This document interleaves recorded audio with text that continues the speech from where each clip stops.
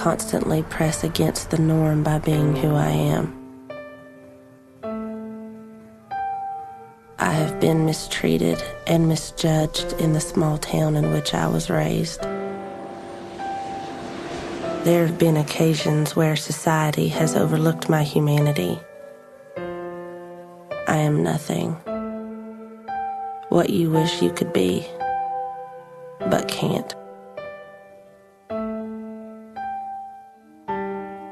My name is Natasha Cornett. I'm what is considered a freak.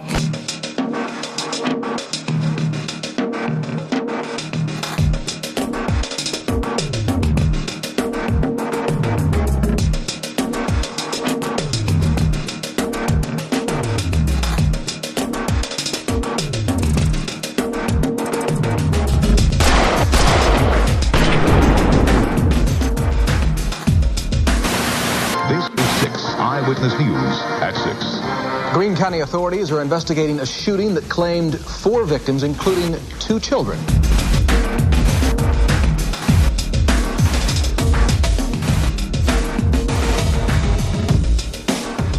Natasha hollered at me. She said, "Oh, Mom, we're going to go to a motel, so we're going to have a party there." That's what the kids did. It's just like our little teenage getaway. They get a big gang together and pitch money in, and go someplace where they could be, I guess, themselves. We were old enough to rent the room. We'd rent a room, get some beer, and get drunk, and that's about it. Just, have a good time, but, sometimes a fight would break out or something, but that was between friends, nothing major, just typical teenage stuff. Unable to adapt to society as it is, they're going to protest. And they protest sometimes in the most horrendous ways. So some of the things that they do are shocking and unacceptable to the mainstream of society. I don't know what they did at the motel, but some people make it sort of gory.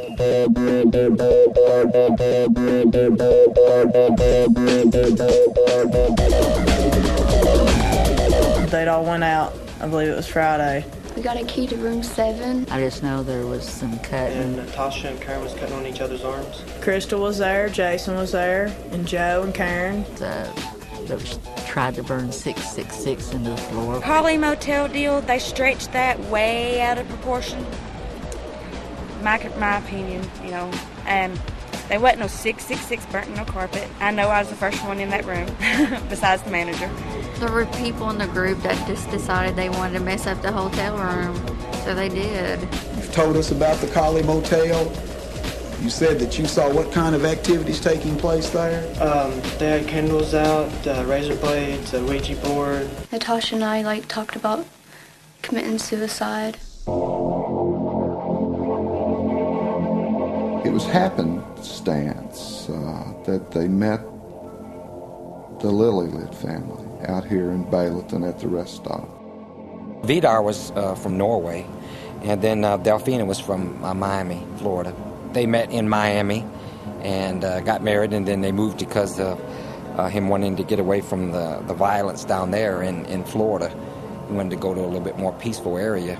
He was the busboy there at the Holiday Inn there on Cedar Bluff. Basically worked part-time, and they just got by the best they could. They were members of Jehovah's Witness and very, very involved in their church. And in fact, had been up to a convention in Johnson City. That was the one-day assembly that we were having April 6th. And so we were going to Johnson City to receive encouragement from the Bibles, where we hear Bible talks at the convention to how we can better serve God, and encourages us to, stay faithful to the ministry and doing God's will. We always try to help him in any way we could, as far as financially, or just give him money to help him get gas money to Pioneer and things, because we knew that, he needed some help sometimes. And I think a lot of the people did. There were a lot of friends that he had that were like that were willing to help him. They were church-going, good people. We usually went out afterwards and ate at a restaurant. But at that time, I think that they just got some new clothes that come to the same, which is sort of unusual because they usually didn't have new clothes. Couldn't eat up there with everybody else because they didn't have the money. They were just going to go out, have a picnic, and eat their lunch. They were going back to Knoxville. Had stopped at the Bayleton rest stop. I think they were proselytizing. I really couldn't understand him. He had a pretty thick accent. And I was like, he was talking about God or something like that. And he said, would you like to learn more about God? And I was like, well, yeah, sure. And I think that focused their attention on the family. That may not have been focused before. If they just come in to the rest area, used the bathroom, walked out and left. The whole thing I got out of it is that, bad things happen to good people in this world, and it doesn't make any sense, but you see it all the time on TV that just being in the wrong place at the wrong time, you can end up dead. What I would think is playing a role in terms of the fact that the family was Jehovah's Witness is that it probably influenced the perceptions of those kids. That is, the kids probably perceived the family not as separate individuals as mom, dad, and son and daughter, but probably perceived them at a group level and kind of just saw them as just one big lump and didn't differentiate, didn't see them as humans in a sense, as individuals. I remember Tabitha acting kind of scared of me and Natasha, and I smiled at her, and that's when she gave Natasha and I those little Hershey kisses. I said to Joe and Jason, let's just go. From that point on, I was kind of put in a very odd situation where I didn't know what to do. It's like you don't want to believe that a person is actually capable of committing harm, but at the same time, you're afraid that he is. They might not have differentiated between different sects of religion, and they saw the Jehovah's Witnesses just being Christians, as being a symbol of those who have, and who put them in the position of being have-nots. Joe Reisner went over there and kidnapped him. I walked to the car, I opened up the back door, and Dean was sitting in the back seat. I think he was smoking a cigarette. And I looked at him and I said, they're going to do something, and just be ready. And I grabbed a gun, which was a 9mm. I put on my sweater and put the gun down in my pants. And I walked up to the picnic table where everyone was sitting. They were out to steal a van. Why'd you need that bigger car for? Because we need a bigger car because we all couldn't fit in that blue car. It's too small, and plus the blue car would not make it. And then that's when you decided to go get another. They came back, and Joe pulled out the 9mm and said, I'm sorry about this. Everybody just be quiet, and nothing's going to happen to you. All we need is the van. And at that point, everybody kind of stood up, and we all started going down to the van. We started to get in, and I asked Natasha, whether I should, do you want me to drive? And she said, no, just go ahead and let him drive.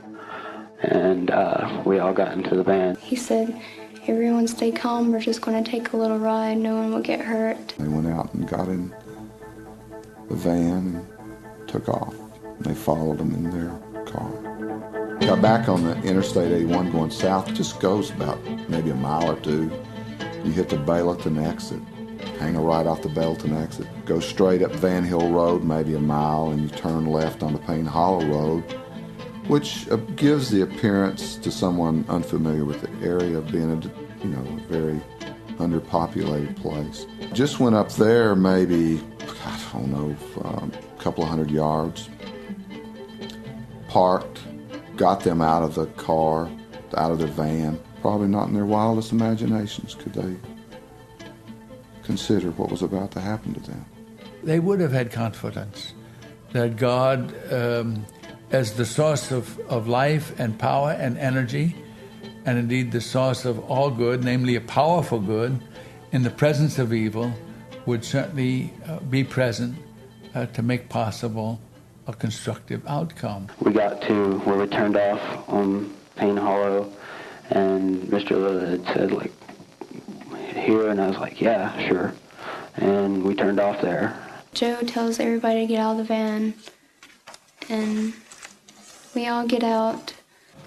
Joe and Jason walked away from us, and the family was standing together, like on the side of the road.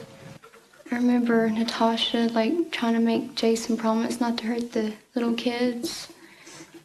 And she was like going up to Vidar and Delphina saying that I can't stop this, just let me have the kids so they won't be hurt. And Vidar says something like, if we die, they'll be dead too. And Jason was asking Joe, what do you think we should do? Do you think we should let him go, or do you think we should kill him? And Joe said, I don't know, man, what do you think that we should do? And he said, I think we should kill him. You can sort of imagine the surprise if one was expecting witnessing to have a positive result and for it to have so radical a negative consequence. Vidar took out his wallet and said, just take our money and take the van, just don't hurt us. Who did you give the wallet to?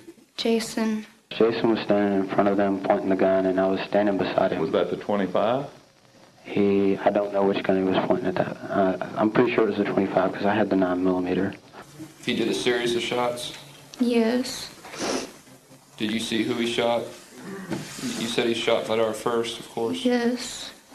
What happened after that? He just like started shooting everybody. Vidar and Delphina. Vidar, little Led, was shot in the right eye, and I think the son, Peter, was shot in the right eye. One of the witnesses heard gunfire and the sound of children playing. That was Mr. Gaby. Well, obviously it's not the Lily-Led children who are laughing and playing. They're being shot. I just got a contract to build this road and the tank site, and it was one Sunday afternoon. It was late in the day. Wasn't quite dark yet. I walked up here to look at the job, and I heard a gunshot over to my right. I didn't think a lot about it. It's not unusual for people to shoot, either hunting or target shooting. Then there was a pause. I could hear a dog barking. I could hear sound like children on a playground at a distance. It wasn't over quickly. It took some time. The first shot I was kind of startled. Maybe stopped for just a second, then I continued walking. Maybe between 5 and 10 seconds, I heard another shot. A large caliber gun. I heard another shot, and I saw Mrs. Lily turn to her side, and she fell to the ground.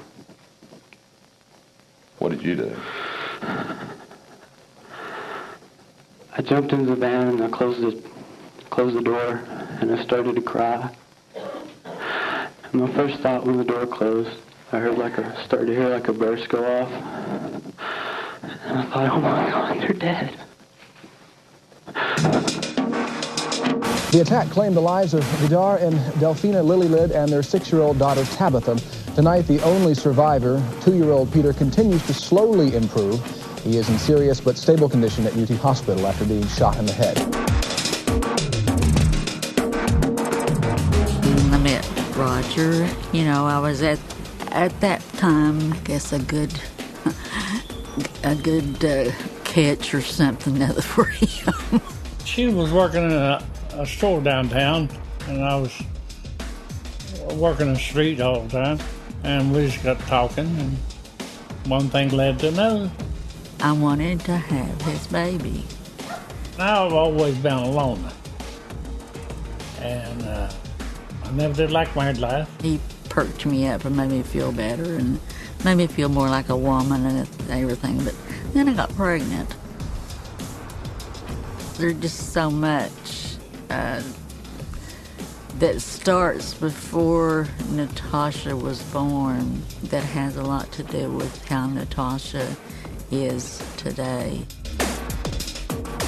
She done good in the grades. She won trophies and she won ribbons and so forth. Everything was fine. Her clothes had to be just perfect. She would dress, the little preppy clothes, and then all of a sudden, in between the 8th and 9th grade, all preppiness went away.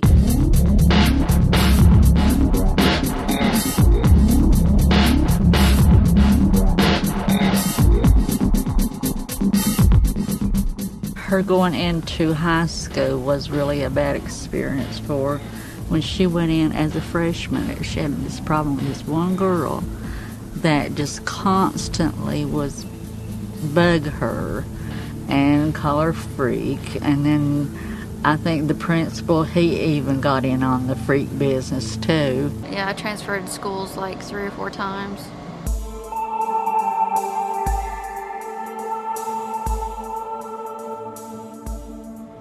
I felt like I was being judged for not who I was, but who everybody perceived me to be. And I was being judged harshly by everyone. And so I sought out people that had been ostracized, you know, for one reason or another, from the same people that were condemning me. And that's how I pretty much got associated with the wrong crowd. I think it's the best thing that can happen is for Natasha to change schools. I mean, this was the way they were getting rid of the problem. She said something one time about going to the principal over something, and they told her she needed to change her appearance if she wanted people to leave her alone. Yeah. It's like the way they dress, their pant legs were, okay, that was before the bell bottoms came back in. And their jeans, they wore them real low, or they wore army fatigues. And it's like they were noticed. Antisocial behavior is a key. Whatever can be done which is antisocial, which is anti-establishment, is attractive to young people who are looking for ways to find themselves and their own identities. Something effective, just why do you dress like that? You know, why would you want to do that? They call her a freak and throw stuff at her. I mean, it was outrageous. I wouldn't think that it was anything that was a major harassment, though, because again, if I thought it was to that extent, I would have thought that one of our teachers would have picked up on it and something would have been done about it. Kids are mean. Kids are mean. They're real mean at school, you know. And whenever you have one that's not as smart as you, or, you know, not wearing as nice as clothes as you, or something like that, you know, they get picked on. They're the ones that get picked on. The difficulty is how to discern that to be the case early enough that there is intervention at a point where constructive results can occur before violence will erupt. Anybody that was different in the least little way ended up having to drop out of school just because of so many cliques. I wanted to do something with my life. You know, I didn't want to just sit around and do drugs until I was 50. I didn't want that for myself. I wanted something. But it's like every time that I tried to acquire something, you know, in school or whatever, every time that I tried to take a step towards a positive direction, it's like I got pushed down. I got put off. There's the popular crowd. There's the have-nots, the haves and the have-nots. And if you perceive yourself as being a have-not, in your mind you might also perceive there being a group of haves. You know, those who have it, and I'm in the group that don't have it. Everybody who ever went to school knows that they had a group of kids that they felt more comfortable around, which I call a clique, so to speak. Some of them are larger than others, but I think all kids tie into people they have common interests with. She could find the kids who had low self-esteem, and whatever it was she did, she could make them feel a part of something. She was like the only person around that time that actually had the nerve, you know, to dress to be herself. They were noticed because they looked different. Concert t-shirt on and the baggy jeans. You know, there's lots of factors that influence whether people come together and feel like a group, but having common experiences and common backgrounds definitely plays a role. Each one of us in our own way have been abused or something another in certain ways, and we just all connected in that form. If anything, we were more, they call it, you know, we call it the little sisterhood, but it's because, you know, we didn't have anybody else. we just all had each other. So, I mean, that was just the way that we connected together.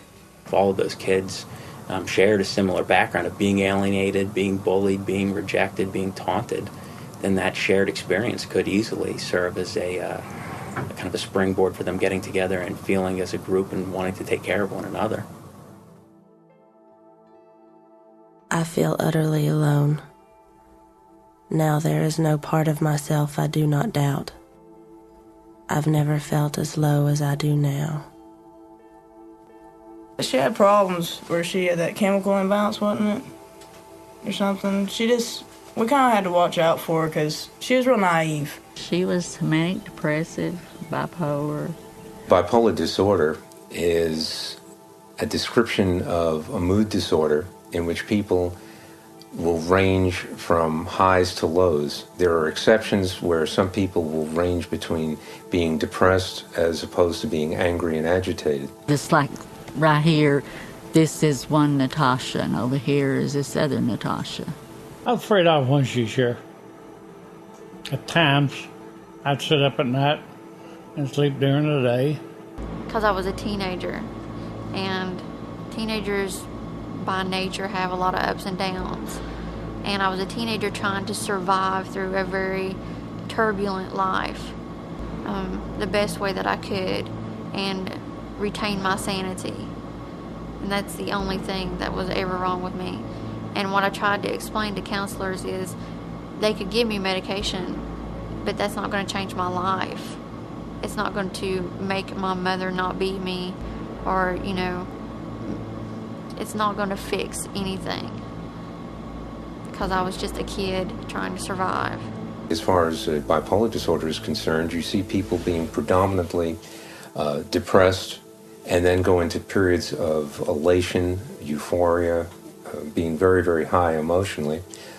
Or they will be the kind of person who is up all of the time and then will suddenly go into the depths of depression, stay there for a while, and then circle back around to being up again. I was afraid she'd stick me with a knife or something. I hid the knives and hid the guns.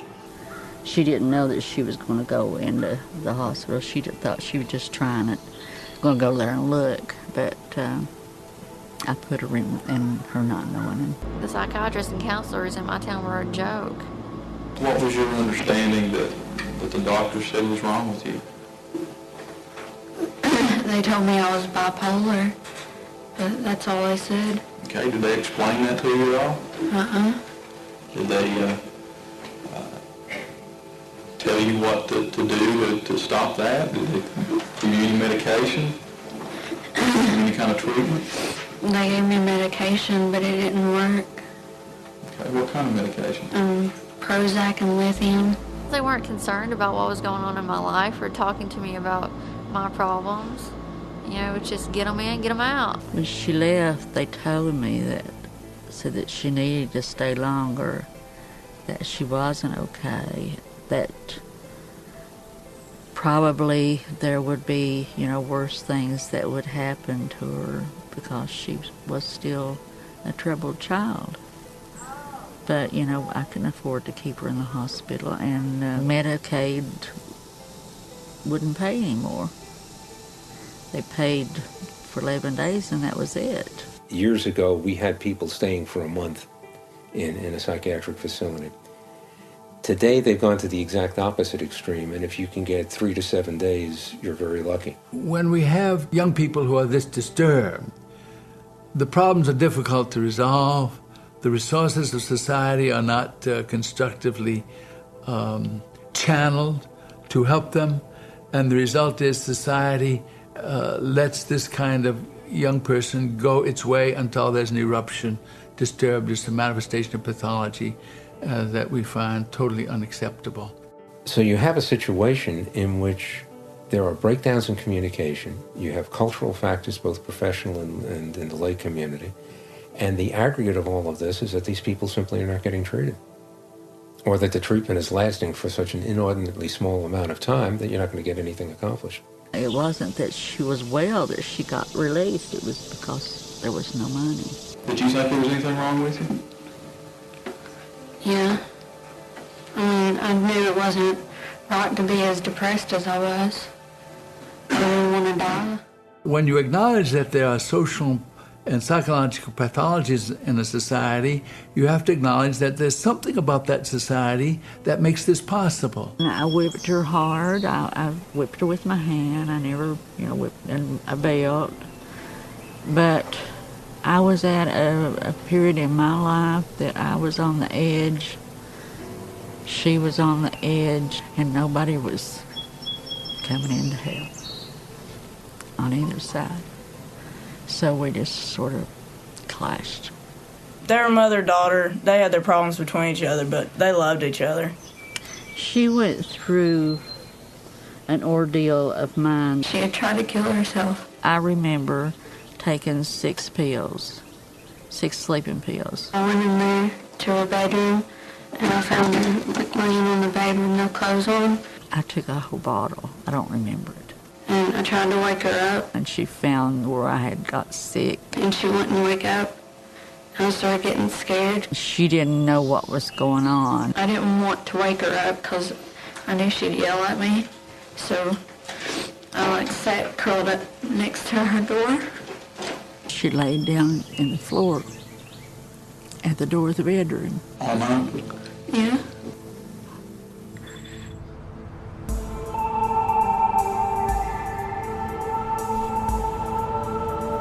Karen came from a broken home too, and her mother was very, very religious, and she was real hard on Karen. She had the same basic background as me. She was quiet. I don't know. We shared the same interest. She wasn't a bad person. Karen told me a great deal about her family, about her parents and their interactions and the violence that she saw there. My mother's mother had bipolar disorder. I've heard other family members have had the same mental illnesses. In terms of her relationship with Natasha, you have to take a look at her relationship with her mother. She put holy oil on Karen's doors and stuff. She had a variety of punishments that she would inflict on Karen. She was convinced that Karen was possessed. Her mother, as punishment, would have her stand on a Bible for inordinate amounts of time. Just tell the court how your mother was. It's about your relationship with her. My dad and I and my brother drove over to my mom's house, and her car was parked in the parking place, and the doors were locked, and my dad opened my bedroom window and pushed me inside of it, and I went into the kitchen, and she was standing there. What was she doing? She was standing on a Bible. And what was she doing on the Bible? I don't know.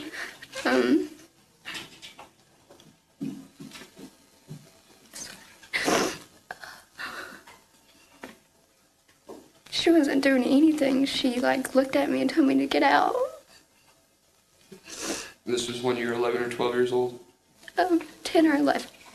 Karen saw a male therapist at the mental health center. Her home life had affected a lot of her behaviors, just from some of the things the kids would say. The impression I got was that his training was such that it was in a very esoteric form of psychology. It was not clinical psychology. He was not clinically trained. She was, I guess, always waiting for you to criticize her or to correct her for something, to get on her, and she was always very defensive. Let's talk about your relationship with Natasha Cornett. You and she both heard voices, didn't you? Yes. Male voices. Male and female. She would periodically have a visual hallucination of a man. And this other person was controlling her thinking. Let's talk about those hallucinations for a moment. Okay. Started with snakes. Yes. And then spirits. snakes and spirits and demons. Yeah. And then balls of light bouncing off of the walls. Is that correct? Yeah, just little balls of light. We all dabbled around in the witchcraft stuff, but nothing ever phenomenal happened. You know, I mean, it wasn't like spirits come floating out of the walls. I only, dabbled in it just a few times, not, constantly. Do you call one who dabbles in witchcraft a witch? No. We might have done some stupid stuff. When we hung out, we played with the Ouija board. You know, we did what we did, but we never hurt anyone. What interests me is, what is it that gives people that kind of confidence in the Ouija board? How can you have that kind of respect for the validity of a Ouija board consultation? We never really played with the Ouija board every day or anything. I mean, it wasn't something that we once did every few months or something. Yeah. It kept getting worse, especially when her and Karen was together. It seemed like, well, they just intertwined somehow. They were so close.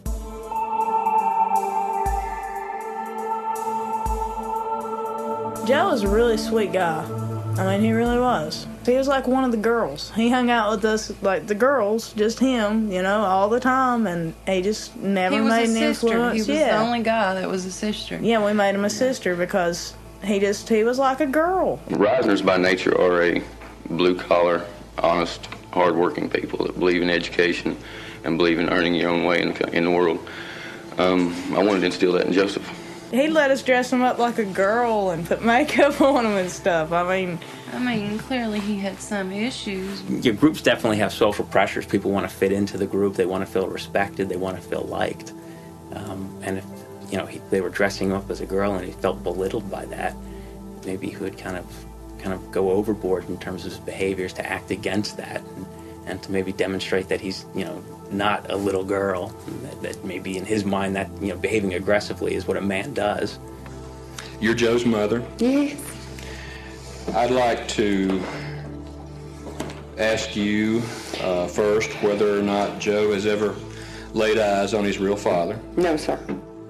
And that was because you left his real father. Yes, sir. When I guess you were, 2 months pregnant? Yes, sir. He would know, where to stop when it comes to certain things, and how far to go, how wrong certain things were. How old were you the first time you ever tried any drugs, and what drugs were those? I think I was 10, and it was like marijuana. And did he do that in your home? Yes, he did, with me. And tell us about that. I wanted to find out how he was going to react to it when he did smoke it. I wanted to be with him because, some people it doesn't bother. Some people get paranoid. Some people have all different kinds of things with it. And I wanted to know how he'd react. It's not a fact that I'm very proud of, but when money started rolling in, the way I rationalized it, in order to keep up with the grind, I started dabbling in methamphetamines. It got worse, and it kept getting worse, and it kept getting worse. The more money I made, the more I did. He was becoming kind of emotionally aggravated at home, and we could tell, it was like a big kind of a strain on the household. What had Joe told you about his relationship with Natasha? That he was a friend, that he liked her, that she had had some abuse in her family, and that they talked to each other. Did he tell you that part of the relationship was discussing her problems and his problems, and that they tried to help each other? Yeah, they did. That's what he told me, that she was a friend. And mainly that he was excited that she had found Dean because she'd found somebody that would be good to her. Her and Dean were doing great. He was the best thing that happened to her, I thought. He kept her happy. It's the happiest I've seen her in a while. They were just doing fine. He had a real good home life. His father worked for a heating and air conditioning company. His mother had been employed in a law office here in Pikeville, Kentucky. He described his home life as normal. And good. He met Miss Cornett, and his life was changed forever. Jason told me that Joe and Dean shot was the trigger people. Said Crystal was totally innocent. Said she didn't do nothing. Said that Natasha and Karen went over the bodies and did satanic things over the bodies. And other than that, I told him I didn't want to know no more.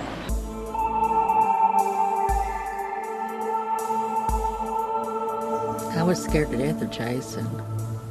I mean, really. Pretty well raised yourself. Is that a pretty close statement? That's pretty close, yes. When'd your mama leave? I was either 2 or 3. And your dad stay drunk most of the time? Yes. Jason just, I don't know, I didn't like him from the get-go. I mean, not trying to bash the little guy, but you get a bad feeling in your stomach when you meet certain people. He was a very well-mannered kid, and with kids, he played real well with kids. Everyone liked Jason. You knew what it was like to take things that did not belong to you before these events took place. Yes. He didn't seem that right, I mean, to be honest with you. I don't judge people, but he just seemed like he maybe had problems deeper within than he needed help. He had just about killed an old man in Ohio, someplace, him and a couple of more of his buddies or something. I think one time at Elkhorn, somebody said, they said that he pushed a little boy down the stairs, but it didn't happen that way because I was called to school. And what it was they were arguing, and they tripped. Both of them tripped down the stairs. So You were going to counseling because of your school behavior, is that correct? Basically, yes. You know what counseling means? Psychological counseling, helping you out mentally. All right, yeah. And I didn't like him, and I didn't like Crystal. I just didn't, something about him, I didn't like him. She's huffed strange. Up all the time. Yeah. You know, just no response from her, you know. She just kind of look at me mean, you know. Crystal and Jason, I don't understand them, and I don't know why they stepped into the picture when they did. But I think it had a lot to do with what happened. I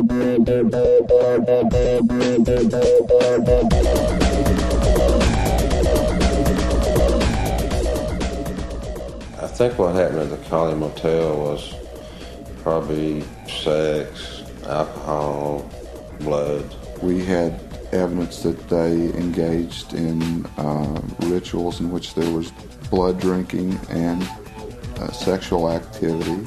I remember Natasha drinking Jason's blood, and I think I drank Natasha's blood one time that night. They would tie the men down, drink their blood, and other juices from them. It was kind of like it brought us closer together as friends. These kids were involved in the occult and satanic worship. Very small groups of people, maybe 5, 6, a dozen, are interested in reacting against their dominant social milieu, and they developed Satanism as a protest. It wasn't anything like that. They just blew everything way out of proportion. And they're trying to find ways of being in the world where they feel comfortable, where they have a sense of identity and importance and value and continuity. And they do it by developing a protest group, a satanic group. These are generally very small. I know they're notable whenever they reach the news.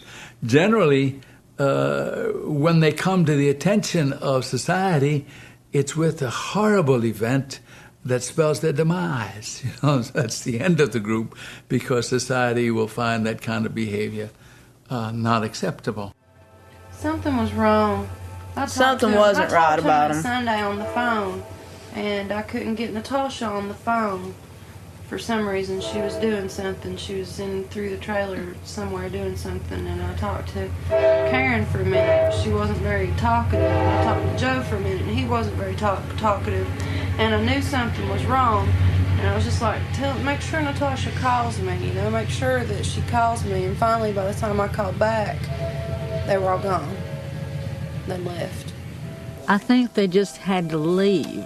They knew that they were going to be picked up for doing whatever they had done at the Collie Motel. I just got a weird off feeling. You know, usually if you call a place where there's a group of teenagers, usually they would be talking about something, laughing, something's going on, they're doing something, but nobody had anything to say. It's dead silent. Everybody was just like real preoccupied. I know something was wrong with the kids when they came back from the Collie Motel because they were just really quiet. They walked in single file again after they had walked out single file. Usually they were all going out the door at the same time, banging into each other and everything else. But this was like zombie, Everybody was real quiet. Karen stops and says, the end of time is coming. And I think, okay, they've been into their weirdo stuff again, I thought they'd had the Ouija board out, and who knows. That's where they made their decision to go to Louisiana, to New Orleans. I think that decision was probably made in the Collie Motel. I thought that we would go to New Orleans and we would just split up.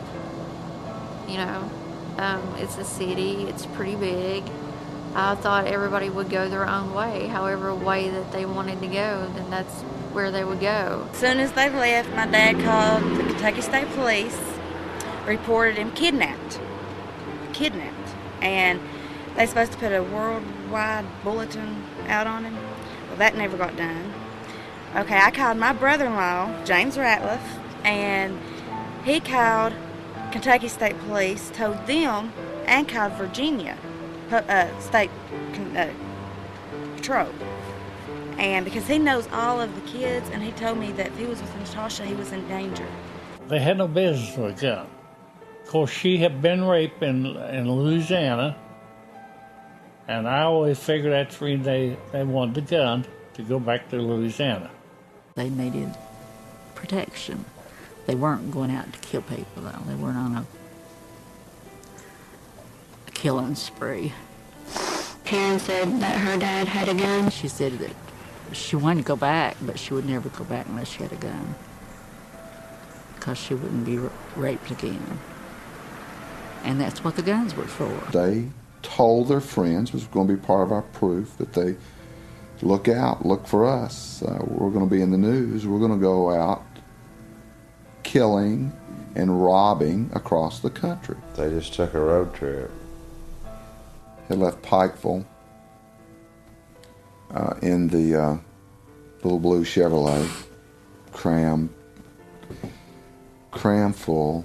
Joe and Natasha and I were up front, and Crystal, Dean, and Jason were in the back seat. By some descriptions, they were painted white. That they were into goth or something. They looked really unusual. They were probably in a hurry to get there because they got a speeding ticket in Virginia right before they got into Tennessee. Drive into Virginia. Yes. Get stopped. Yes, we got pulled over for speeding. I got a ticket. I observed a blue Chevrolet coming southbound, and it appeared to be traveling at a high rate of speed. The radar indication I got was that speed of that vehicle was 74 miles an hour. Jason's dad called the police and alerted them to the fact that Jason was with somebody and they had guns, and he was on probation and they needed to pick him up. You were on probation? Yes, sir. His daddy called the state police. There's just two ways out of there. The state police could have been either place and, stop it. There apparently had not been a wanted on it or a bolo to stop that vehicle and hold it out of Kentucky. There was no all points bulletin out looking for him or anything. Law enforcement is sometimes able to react quickly and sometimes it's not. I ran the vehicle. There was no wanted or anything on it. He had a valid driver's license, so I issued him a summons for 74 in a 55 speed zone.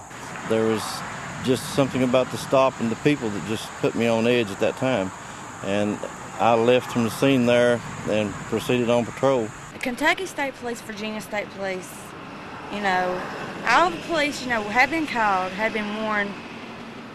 They could have prevented this. There was just so many things could have stopped it that I don't. But that's water over the bridge or under it or whatever. At that time, all I had was a speeding charge. We were driving along, and Karen said that she had to go to the bathroom, so we pulled off at the rest area. There was an empty space, and then Fadar's van was parked on the empty side of the empty space. They believed in what they were doing, and they were trying to get others to follow and believe. Fadar and Peter walks up to Natasha and I, and asks how we're doing. Told him fine. Talked about his denomination, his Jehovah Witness, his church and stuff. The Lillylid family began to talk to some of the murderers, possibly because of the way they appeared. They had just been to this meeting, and at that meeting, they no doubt gave expression to their ultimate commitment to this religious understanding. And ultimate commitment to that meant an obedient response to God's command. If God's command is for you to witness, then in the presence, where do you witness more significantly than in the presence of that which you conceive to be evil? Vidar, I think, asks Natasha if she believes in God. Natasha says, I think no. I remember her saying that he never did answer her prayers when she was little. He said that he wanted to talk more at a picnic table on this little hill. They went over to some tables over there at the rest area. And the next thing I know, I see him on the news. And I was like, oh, what the hell? There were 17 shots all told. The children were placed in a cross over the parents. Got the Chevrolet Cavalier stuck some way. Got the van turned around. I believe it was Reisner driving the van anyway. As they were coming back up the lane, heading out, he swerved and ran over with the van. I took off, and I pulled it hard over to the left, missed my car, and I don't know how long I was there. I mean, I'd never drove a van before, and I didn't want to wreck us. And I cut it back real hard right. I think we were in a ditch or something, I don't know. I cut it back real hard right. And I remember feeling us hit something. They had a ritualistic shooting of them, in which everybody participated. There was no rituals or anything that was done at the crime scene, as the DA spoke of. I believe that when they killed the Lillylids, that they had an occult purpose, and it was sort of a ritual. These people were murdered to conceal the theft of the van. And I think once they stole it, that then something happened that may be related to this satanic aspect of the case that everybody talks about. They were binding or making a bond with the devil. Now, prior to my experience in this case, I might have had a little trouble believing that. I don't think the fact that these people had been somehow involved with Satanism had anything to do with who the victims were because they were Jehovah's Witnesses. I don't think it had anything to do with that. Now, the prosecutor may disagree with that. These children were blonde-haired, blue-eyed. We learned later from an occult expert that those types of victims hold a special significance with people that worship Satan. They felt like they would get some kind of power. The wounds were geometrically equidistant as the 3 wounds in the chest. And that couldn't have been done. For instance, I couldn't duplicate that right now with a piece of cardboard and a weapon. I couldn't do it. I couldn't measure them to be geometrically equidistant. Jason wanted to go to Mexico instead of New Orleans. Jason said that if we go ahead and went to New Orleans, that everybody would know where we went because Natasha's mom knew about New Orleans, her going to New Orleans. And he said if we go to Mexico, that the cops wouldn't be able to get him there. I had no doubts that when we got to the border we were going to be busted. I mean, there was no doubt in my mind. And, I mean, we needed to be. Why? Because of that sick little bastard and what he done. I mean, we needed to be. Somebody needed to catch us. This is 6 Eyewitness News at 6. We have breaking news to tell you about. Sources have just told Eyewitness News the suspects in that horrible Greene County triple murder have been arrested. These people were already in Mexico, and in Mexico there's a law you can't go more than, I think it's 12 miles into the interior of the country without certain immigration documents. These people hit a checkpoint there. They didn't have the documents and were escorted back to the border. So they're coming back into the United States. Well, there's a computer system, and the computer system, generally they type in the tag number and get other information. That computer system had not operated all day, was not working. When that van that they were in, the lily-lid van, pulled in to the stall there, to the gate, the computer system started working. When they typed in the tag number, the BOLO came up, and of course notified them that these people were wanted for murder, that they were armed and dangerous, and they acted accordingly and did a fantastic job of apprehending them. But the computer had not worked all day long until right then when that van came in. Just like the hand of God again just came down and said, we're going to get you right here. After that, she got a pretty decent lawyer, who was actually trying to help her, but it didn't do any good because in everybody's state of mind then, they done read the newspapers, they done seen everything they wanted to see. Your first impression, you know how that goes, it's a lasting one. How I got involved is I was in the wrong place at the wrong time. And as cliche as that is, it's true. Ultimately, my proof boiled down to there only being one shooter, reliably one shooter, and that was Jason Bryant.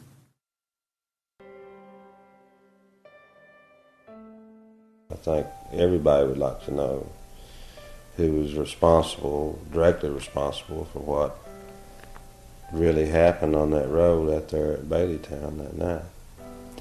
I would like to know. I don't know that I will ever know, but I would like to know. Each one of them knows what they did. They know what the others did. They were going to be engaged in a situation where they were pointing blame at everybody else. Jason, they were going to point blame at Jason. Jason's going to turn around and start pointing blame at somebody else. So ultimately you're going to have finger pointing. They each know what they did.